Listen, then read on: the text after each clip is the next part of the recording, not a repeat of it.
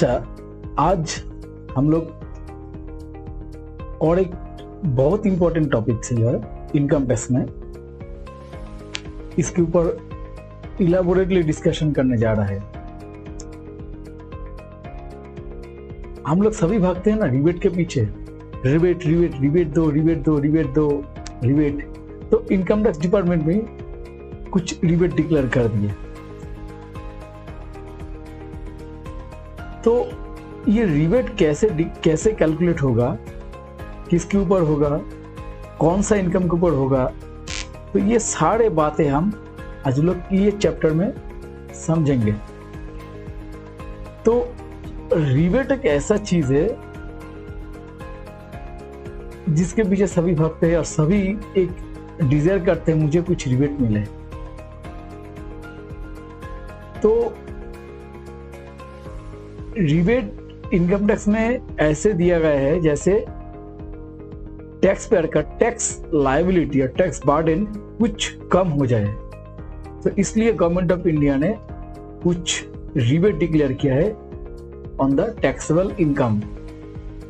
तो हम लोग डिस्कस करेंगे आज कैसे रिबेट दिया जाता है, किसके ऊपर रिबेट दिया जाता है, इसका क्लॉज क्या है, उसके साथ बहुत सारे प्रैक्टिकल एग्जाम्पल भी देंगे, एकदम बेसिक लेवल का कैलकुलेशन देंगे और इसके साथ साथ भी हम कुछ हायर लेवल में डिस्कस करेंगे। क्योंकि रिबेट एक ऐसा चीज है ना, इसके साथ कुछ LTCG मतलब long term capital gain, STCG short term capital gain, ये सब भी जुड़ा हुआ है। मतलब इक्विटी मार्केट का जो शेयर है, शेयर सेलिंग बाइंग, ये सब के साथ रिबेट में जुड़ा हुआ है। तो इसके लिए हम लोग रिबेट में जो डिस्कशन करेंगे इसके साथ कुछ एडवांस लेवल का क्लास भी करना पड़ेगा। तो मेरा ये चैप्टर दो वर्ड फाइल में, दो चैप्टर में डिवाइड हुआ है। एक तो एकदम बेसिक लेवल में, दूसरा ये आपको मिलेगा थोड़ा एडवांस लेवल का क्लास है। तो इसमें हम और भी डिटेल में, मतलब जो ये बेसिक लेवल का डिस्कशन है, इसी का ही डिटेल डिस्कशन इसमें होगा। ये दोनों नोट्स मेरा इनबॉक्स में मिल जाएगा या मेरा साइट में भी मिल जाएगा। तो इसके लिए नोट्स के लिए चिंता मत करना। और हम जो पहले ही बोले थे, मेरा जो भी क्लासेस है, मैं जो भी बनाता हूँ ये अपना हाथ से बनाता हूँ और बहुत सारे जगह से रिसर्च करके तुम लोग के लिए जो जैसे सूटेबल हो, समझने के लिए बहुत इजी हो, हाँ, सिंप्लीफाइड तरीका से हम ये बनाते हैं।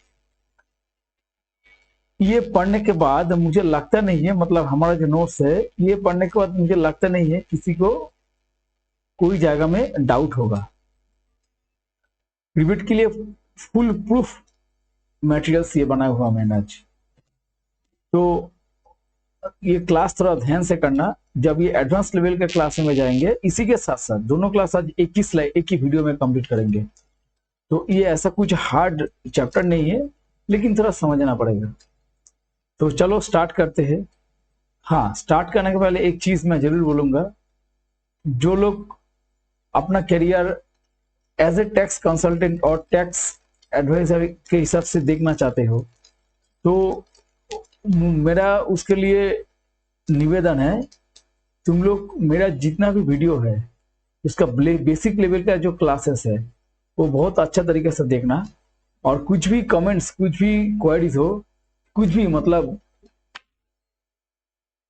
जैसे कोई मेरा एग्जाम्पल जो दिया हुआ है वो एग्जाम्पल समझ नहीं रहा हो तो मुझे डायरेक्ट कॉल करना, मेरा नंबर नीचे दिया हुआ है। और मेरा जो ये वेबसाइट है, मैं पहले ही बोला था www.gstcourse.in, इसमें मेरा सारे मटेरियल्स मेरा दिया हुआ है। ये लाइफ टाइम फ्री है, रजिस्ट्रेशन कर लो। बहुत ही कम अमाउंट में, 25 रुपया में, 10 रुपया में ये अमाउंट बिकते हैं। ये नोट्स मैं रख दिया हूँ जस्ट आप लोग के लिए है। तो इसको डाउनलोड करके रखो। और पहले भी बोल चुका हूँ, ये जो तुम्हारा लाइफ टाइम एक आर्काइव हो जाएगा। जब भी तुम किसी को किसी का टैक्स प्लान करने जाओगे, किसी को एडवाइस देने जाओगे, तो ये तुम्हारा एक रेडी रेकनर जैसा काम करेगा। क्योंकि हम लोग भी जब काम करते हैं ना, हम लोग भी जब किसी को एडवाइस देते हैं तब मेरा भी मतलब हमारा भी इतना याद नहीं रहता है कौन सा क्या है, कब कहाँ पढ़े थे, कब कहाँ देखे थे, याद नहीं है। लेकिन ये जो हैंड्स नोट है, हैंड्स आउट जो तुमको मिलेगा रेडी करके रखा हो तुम लोग के लिए, तो ये अगर फाइलिंग करके रखोगे तो ये पूरा जिंदगी भर काम पाएगा। क्योंकि इतना सिंप्लीफाइड तरीका से नोट्स ये मटेरियल मेरा ख्याल से कोई नहीं बनाया। हो सकता है बहुत सारे यूट्यूब चैनल है, यूट्यूबर है जो बहुत अच्छा से एक्सप्लेन किया है, लेकिन मटेरियल्स, ऐसे मटेरियल्स मतलब रेडीमेड मटेरियल्स हैंडआउट्स जो है, ये मुझे लग रहा है मेरा चैनल में सिर्फ मिलेगा। ठीक है, चलो आगे बढ़ते हैं। तो आज हम डिस्कस करेंगे रिबेट।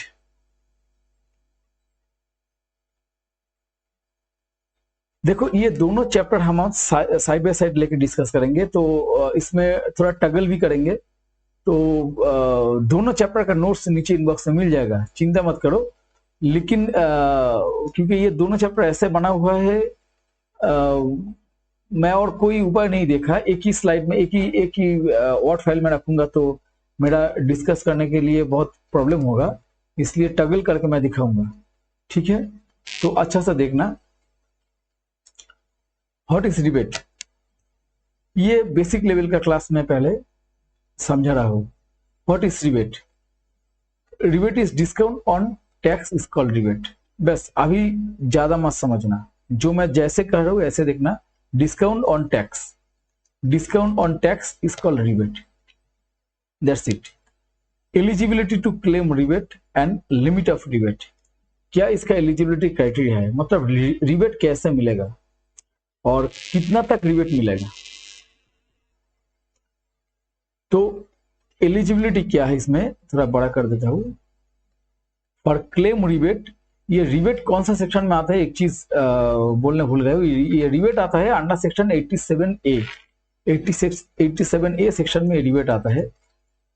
तो इसका एलिजिबिलिटी क्या है, number 1, tax payer must be resident और इंडिविजुअल, मतलब टैक्स पेयर इंडियन रेसिडेंट होना चाहिए और ये इंडिविजुअल होना चाहिए। ये Hindu undivided family, company, LLP जो भी हो, body of individual, association of person, ये सब नहीं होगा। ठीक है, ये 2018-19 यहाँ पर मैं बेस ईयर पकड़ा हूं, क्योंकि ये 2018-19 से बाद इनकम टैक्स में बहुत सारे चेंजेस आए हैं, तो मैं इसलिए 2018-19 को रखा हूं, क्योंकि 18-19 के बाद जो चेंजेस आए हैं, ये दोनों जो चेंजेस ये कंपेयर करने के लिए ये मैं यहाँ पर 18-19 और 19-20 से स्टार्ट किया हूँ। 19-20 के बाद जो भी है नियर अबाउट सेम ही है, उसमें ज्यादा चेंजेस नहीं लाए। तो 18-19 में क्या था, इनकम एक तो टैक्स पेयर रेसिडेंट होगा और इंडिविजुअल होगा, दूसरा है income between 2.5 lakh to 3.5 lakh, मतलब 2.5 लाख से 3.5 लाख तक इनकम उसका होना चाहिए। मैक्सिमम रिबेट लिमिट जो हो ये होगा 2500। ठीक है, rebate can not be more than tax, मतलब जो टैक्स होगा, सब डिडक्शन करने के बाद जो भी होगा, सब कुछ करने के बाद जो टैक्स होगा, रिबेट उससे ज्यादा नहीं होगा। मतलब 100% ऑफ टैक्स और रिबेट अमाउंट 2500, ये दोनों में से जो कम होगा वो रिबेट क्लेम हम कर सकते हैं। 100% ऑफ टैक्स मतलब जिसका टैक्स 2500 होगा वो 2500 तक रिबेट मिलेगा, जिसका टैक्स 1500 होगा उसका रिबेट 1500 मिलेगा, नॉट 2500। ये जो 2500 रिबेट लिमिट है और ये जो टैक्स आएगा, इसमें से दोनों जो कम होगा उसके ऊपर रिबेट मिलेगा। ठीक है, बाद में हम लोग एग्जाम्पल में देखेंगे। तो तीसरा चौथा क्या होगा, rebate can not be more than tax.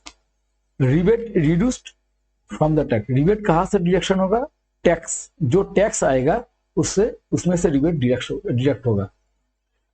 देखो 2019 में क्या हुआ 2019 financial year rebate limit increased up to 12,500, so no tax paid if income is between 2.5 lakh 2.5 lakh to 5 lakh. तो जो बोल रहे थे मैंने 2019 फाइनेंशियल ईयर से इसको चेंज कर दिया गया, तो इसमें जो स्लैब है 2.5 लाख to 5 लाख, इसमें जिसका इनकम आएगा, ये स्लैब में जिसकी इनकम आएगा उसके लिए 12,500 तक रिबेट लिमिट फिक्स कर दिया गया है।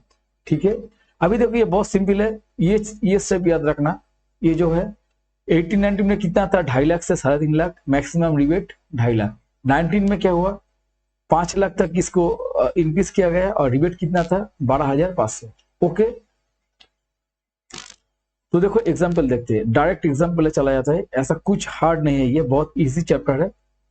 एज पर 18-19 सपोज ये एग्जाम्पल है, एज्यूम कर इसका सभी एज जो है इसका लेस देन 60 ईयर्स, किसी का एनुअल इनकम 3,20,000 है, तो टैक्स कितना होगा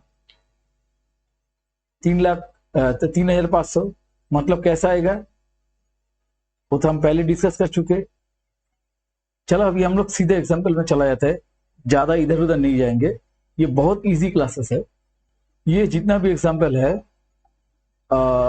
एज्यूम करो उसका सभी का एज है 60 ईयर्स के नीचे। तो ये जो केस 1 है, case 1, case 2, case 3, case 4, case 5, case 6, case 7, 7 case दिया हुआ है। तो जिसके एनुअल इनकम 3,20,000 है उसका टैक्स आ रहा है 3,0500। कैसे आ रहा है ये हम लोग पहले भी डिस्कस कर चुके हैं। इसको इनकम को कैसे करेंगे, इसका इनकम को ब्रेक करेंगे। कैसे करेंगे, टैक्स ये जो स्लैब है स्लैब के हिसाब से ब्रेक करेंगे। तो पहले 2.5 लाख ले लेंगे, ठीक है, यह से 2.5 लाख तक इनकम टैक्स कितना है, टैक्सेबल अमाउंट, टैक्सेबल इनकम है 2.5 लाख, तो टैक्सेबल कितना 0। तो फिर कितना है 3,20,000 तक ले लेंगे। तो इसमें से टैक्सेबल कितनी इनकम कितना हुआ 2.5 लाख, तो 2.5 लाख के ऊपर टैक्स कैलकुलेट कर दिए, तो बाकी कितना है 70,000। 70,000 के ये कौन सा स्लैब में है, ये स्लैब में है, तो ये स्लैब के हिसाब से आ रहा है तुम्हारा 5% के हिसाब से 3,500। तो जो भी हो तो 3,500 यहाँ पर टैक्स है। तो यहाँ पर रिबेट कितना मिलेगा, मैक्सिमम लिमिट जो है ये जो है 2,500, ठीक है, तो मुझे ये 2,500 मिलेगा, 3,500 नहीं मिलेगा, ठीक है। दूसरा सेकंड देखो 3,40,000 जिसका एनुअल इनकम है उसका टैक्स आता है 4,500, लेकिन रिबेट कितना मिलेगा 2,500।